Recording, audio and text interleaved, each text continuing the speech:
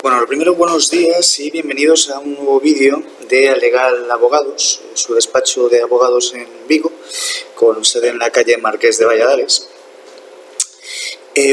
Hoy quería hablar un poco sobre el concepto de la cláusula abusiva, ¿no?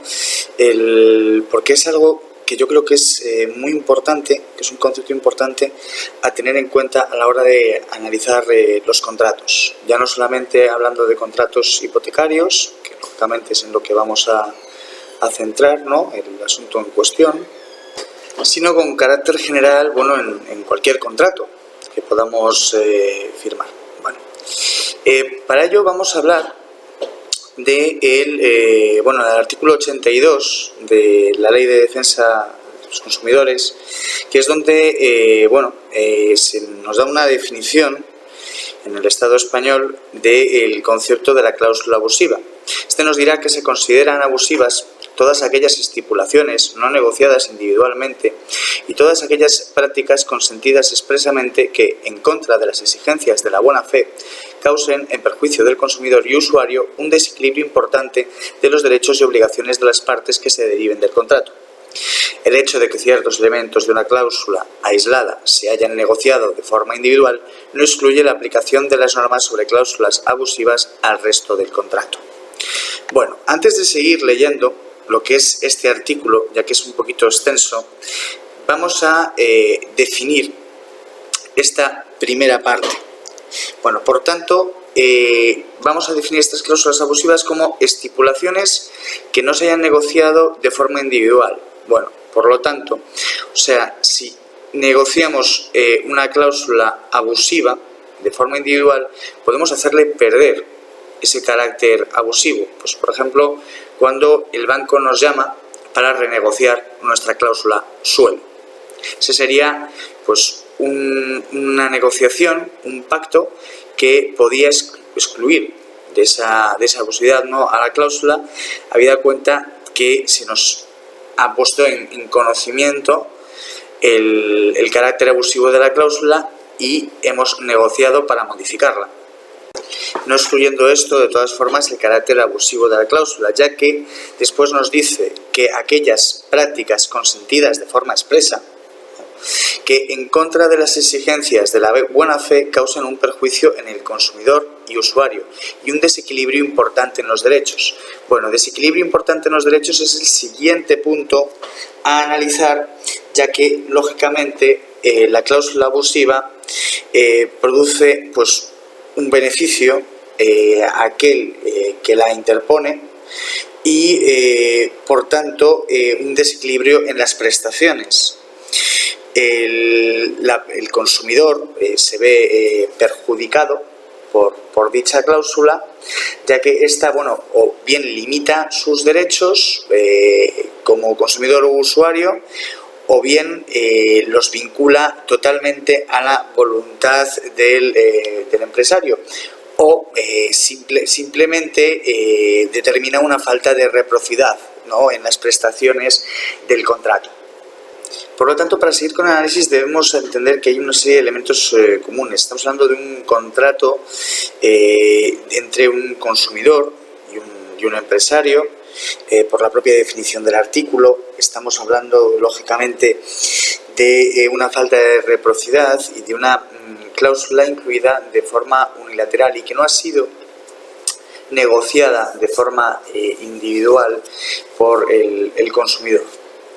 Asimismo, para apreciar el carácter abusivo de la cláusula debemos tener en cuenta, pues, la naturaleza del bien, las circunstancias que concurren en el caso en cuestión, el carácter de consumidor del usuario, que analizaremos un poquito más adelante, y lógicamente, pues, la voluntad que se haga depender del contrato, la voluntad del empresario y la falta de reciprocidad en las prestaciones que provoca la cláusula.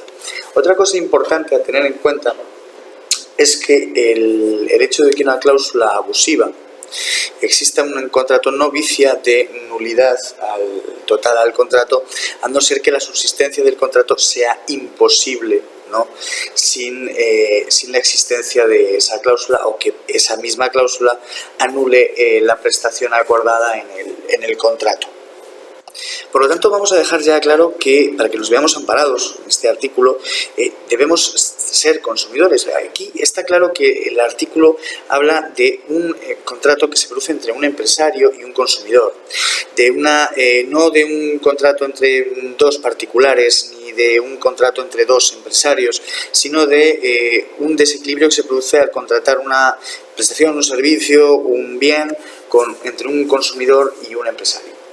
Por lo tanto, para saber qué es un consumidor, y más allá de la definición, lógicamente, de aquel que consume, ¿no?, nos vamos a esta misma ley, que nos dice en su artículo 3 que a efectos de esta norma y sin perjuicio de lo dispuesto expresamente en sus libros 3 y 4, son consumidores usuarios las personas físicas que actúen con un propósito ajeno a su actividad comercial o empresarial, oficio o profesión.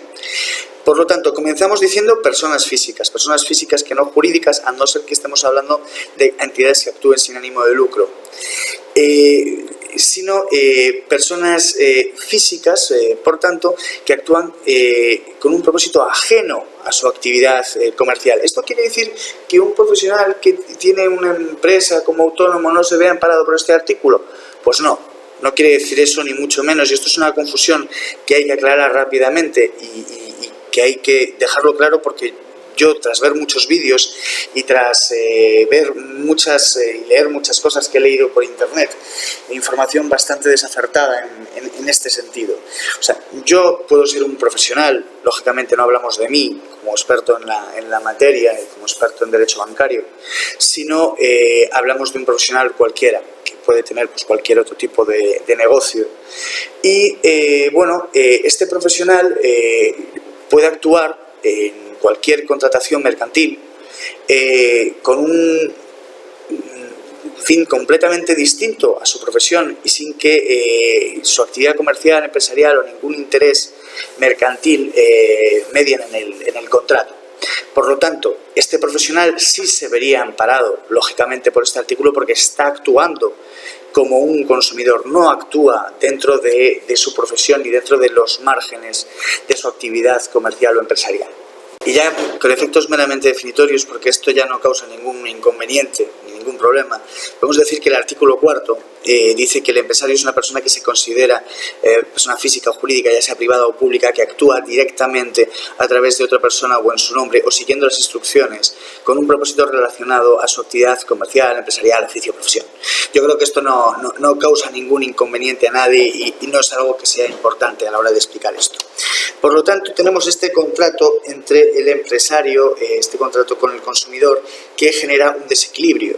Ya tenemos el concepto de la cláusula abusiva, y que aparte no ha sido negociada de forma particular, o siéndolo, lógicamente es contraria a la buena fe y a la costumbre. Bueno, también hay que decir que el propio artículo 82 tiene un número clausus de situaciones que son siempre abusivas. Así, el artículo 82, en su punto 4, nos dice que son aquellas que vinculan el contrato a la voluntad del empresario. Estamos hablando de voluntad unilateral del empresario, lógicamente, que limitan los derechos del consumidor o usuario, que determinan la falta de reciprocidad en el contrato.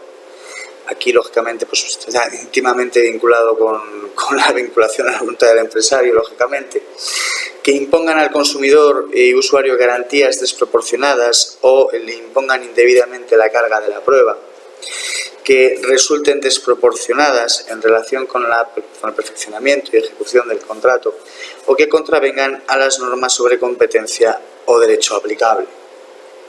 Bueno, para terminar me gustaría hablar de los efectos de las cláusulas, ya que podríamos estar horas hablando sobre las cláusulas abusivas y con información sobre las cláusulas abusivas, pero yo creo que hay que terminar simplemente hablando de los efectos. El efecto de una cláusula abusiva es que esta es nula. Aquellas cláusulas abusivas que son nulas hay que tener en cuenta que es que se tienen por no puestas. Lógicamente retrotrae los efectos al momento de la celebración del contrato.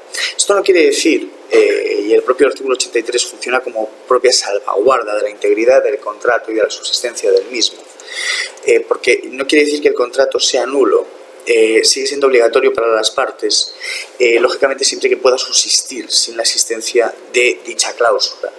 Si dicha cláusula pues, anula el efecto del contrato, pues lógicamente ya no es necesario el cumplimiento del mismo. Pero si estamos, por ejemplo, hablando de una cláusula suelo que no es necesaria para el contrato en sí, pues no anula el contrato sigue vigente y siguen en sus prestaciones en vigor, pero la cláusula no se puede seguir ejerciendo y aparte se retrotrae a su nacimiento.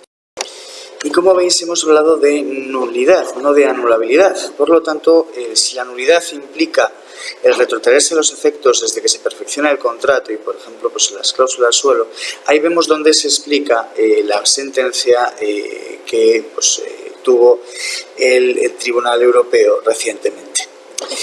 Ya que la sentencia del Tribunal Supremo Español que implicaba una especie de